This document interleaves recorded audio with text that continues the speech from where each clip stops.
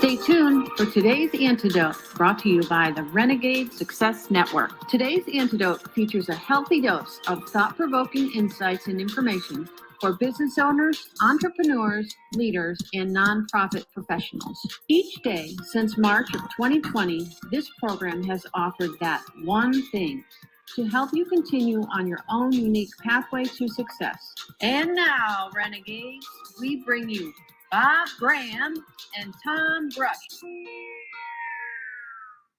Choo-choo. Hey. Woo, Hey. Got it in there. Well, I like when you say hey. Yeah.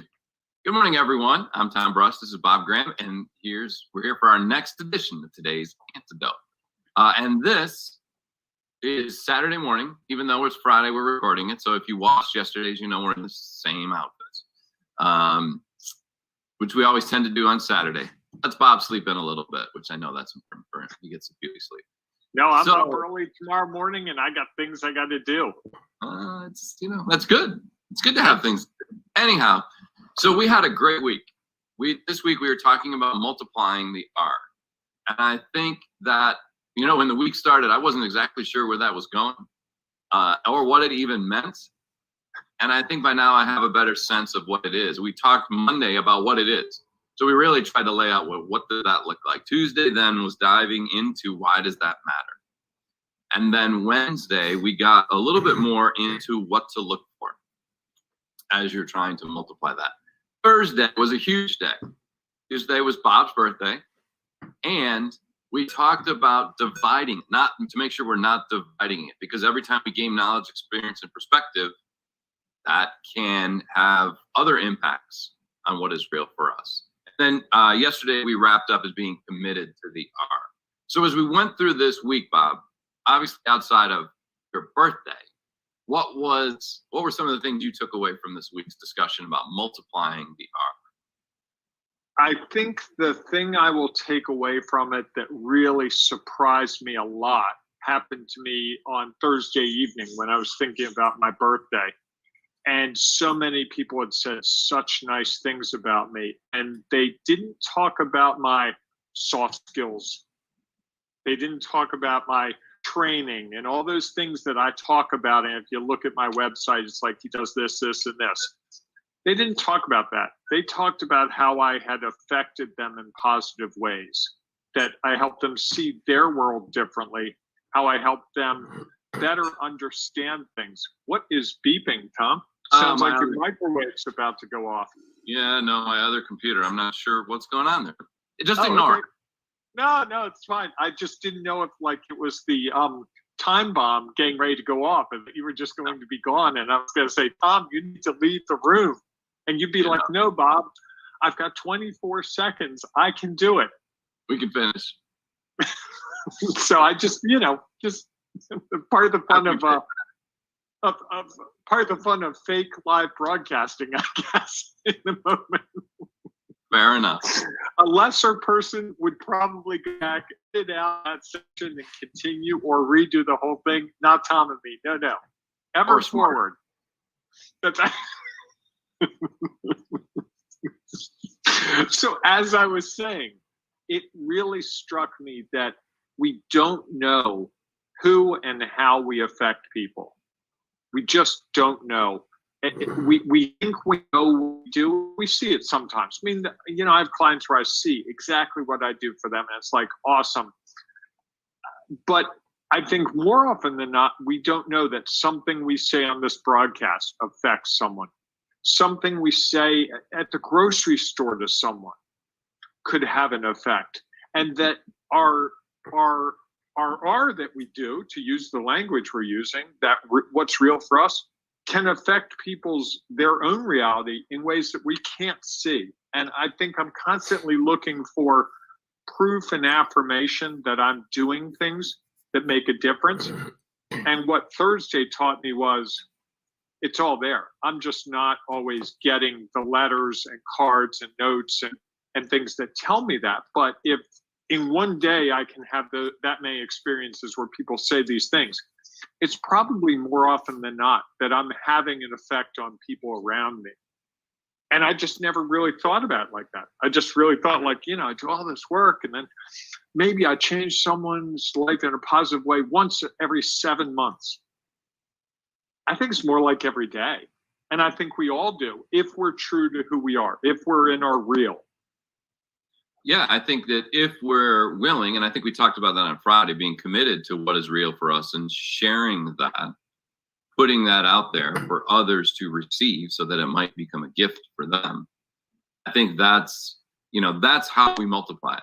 If we don't, we hold back, we don't share what's real for us, others are never going to have a chance to accept it as a gift, to receive it. And I think that was, again, as we talked about multiplying, I was hard to think about it, but as I thought about the equation, knowledge plus perspective plus experience equals what's real, that it got me thinking about, there's lots of things that I can do or I can find or can impact me that will have a dramatic change on my knowledge or a dramatic influence on my experience. And if we expand one of those significantly, it's going to have a much greater influence on what our R is and how much larger, or what it looks, not large, but just what it looks like. And, that got me thinking that, again, it's about what are we taking in? How has it become who we are? And then what are we putting back out? And I think, for me, the thing that I took away was something I mentioned briefly on Friday, that too often people think that their knowledge, experience, and perspective is R, but the R they choose is right, not real. And because they think it's right, when they put it out there, they expect everyone else to agree, or they're trying to change everyone. Rather than allowing people to be changed by what is real, what we put out that is real, and them then determining, some will, some won't, some might today, some might not for 6 years, understand what was real and what we were sharing. And I think that misconception that knowledge, experience, and perspective makes you right was the one that it doesn't do that. It makes you real. And that was the piece that stuck with me as a part of the week. And that no matter how much we multiply it, how much greater, if we continue, and I think sometimes we continue to add the same kind of knowledge, right? Or the same perspective, or we limit it to whatever it is that we have, and we thinking it's bigger than it is, we start to think that now we're right. Not that it's just, this is what's real for me. Doesn't mean it's real for anybody else. And if I think it's real for someone else in my business, I'm going to have a harder time attracting those people to become a client, buy my product, want to work harder for me in a team. And I think that's an interesting piece. I read a thing on LinkedIn. There was a post about that new businesses should be results oriented, and that the results should be business results, and that will drive your employees to want to have more professional development, whatever. And I wrote back and I said, I'm not sure that work.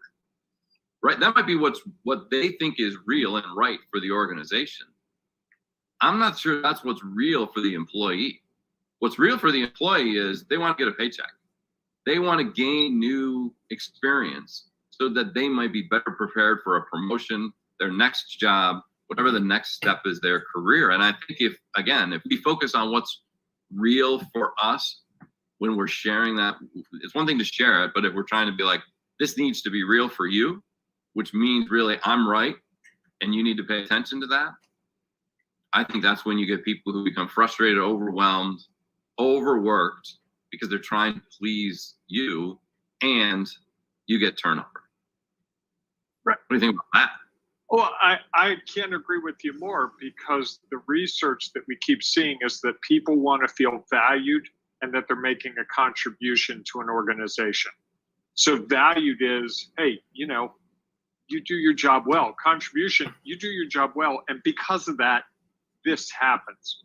And most of the time, it's not, the more you say, oh, we went from making 1 million to 9 million, most employees aren't That's not what drives them.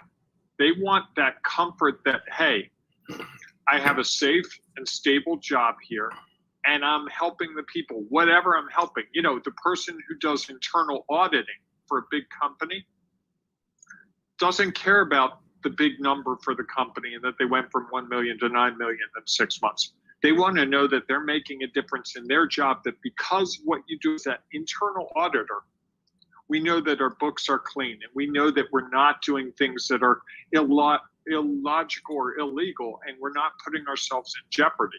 That's a really important function in an organization. But if the motivator to that internal auditor is, hey, you know, if you do your job really well, we're going to make 12 million this year, they're not in.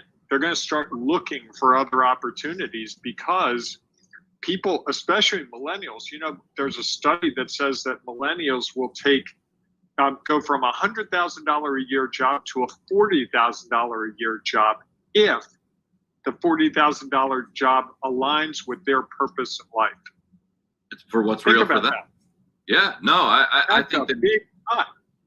well, because many of them have watched their parents work at unfulfilling jobs that the only reason they're there is because they collect a paycheck that's maybe a good paycheck that provides for them. And yet at the same time, they're not living what's real for them. They're living what's real for the organization. And I think many people have watched their parents go through that and be like, that's not, I don't want to be that way. I want to have something different. And I think that's the challenge of remembering that it's what's real for us. That doesn't mean what's real for everyone else, and it doesn't mean it's right. It just means it's real. I think that's a great place to leave things off today, Tom. So thank you for a great week. Thank you again, Tom, and everyone else who contributed to that really cool birthday video. That was something that I want you to send me a copy of that, because I want to go through that again. And I appreciate you doing that. That was really a kind thing, and it helped me to see what was real. I asked a couple of those people that did that video, you know, how much time did it take you? And they're like, yeah, Tom sent me this thing. And I was like, it's kind of weird. But I did it because I thought it would be fun. And they actually enjoyed doing it. Yeah. I didn't realize that. That was one of the things I'm like, I feel bad these people took time out of their life for me. But what I got from everyone I talked to was like, it was really fun. Yeah. I enjoyed doing it. And that's something I think in that art, sometimes the gift we give people isn't what we think it is, because I thought that was an annoyance for people, like, oh, I got this thing for Bob, you know. But what they all were saying to me was, it was really, really fun. It was just, I didn't know what to expect, and I was kind of excited to see what happened because I didn't know. And I think that's the other part of this, is we just don't know what the things we put out there, when we're real, how people are going to receive them. And sometimes they find the joy in something that we don't really think would be joyful. And they're like, you know, I really enjoyed that. Right. We just never know what is going to become real for them at the moment. So everyone, thanks so much. If you are not a member of our Ring of Renegades Facebook group. What's wrong with you? Well, I always want to say that. I've wanted to say that for like 9-10 months. So I figured I'd just say it once and see how it felt. It's just not real for them yet. They're not ready to receive the gifts that are the information and knowledge that's shared inside the group. They will come find it. And we can't. And one of the things we do in that group that we're doing more is the people who are in that group are starting to talk to each other and get engaged, and they're finding business for each other. They're supporting each other. I've seen 2 or 3 instances in there, Tom. I'm not sure if you've seen it, but one of our members interviewed another member recently on our podcast. There are 2 members that are doing some web work together. There are all kinds of alignments and partnerships starting to form, because these are people that they're getting to know and trust and like. And so if you're trying to figure out how to network today, how to build that network, this is one of the ways that you can build a network. Get in a group of people, like-minded people, and support them. And don't go in there salesy, but go in there with, here's what I know, here's what's real for me. I want to give value, and watch how they receive it and they start to engage with you. How is that? That was done very well. Thank you. So you can have do somewhere to be right now, so I'm cutting into your time, aren't I? I didn't say that. You wanted No. to. No, I didn't. Everyone, thanks for joining us this week. There are some great episodes you should go back and watch if you didn't get a chance to check them out. Get some just information that we've shared and great comments that are a part of it. So you can get there by going to Facebook and searching for Ring of Renegades. It's a private group because we want to create a safe space. So all you have to do is tell us why you're a renegade, and you can become part of that group. So we will see you next week, starting Monday, 8 a.m. Eastern Time, or we'll see you inside the Ring of Renegades Facebook group. And here's some more information about that group. Great week, everyone. We will see you on Monday. Carving your own path is tough. You want and need a community to offer you insights and advice, share inspiration, provide support, and save you time and money. But where do you find all that? Here's the easy answer: the Ring of Renegades Facebook group, where leaders, entrepreneurs, and business owners identify their next steps. Here's some of what you will find at the Ring of Renegades Facebook group.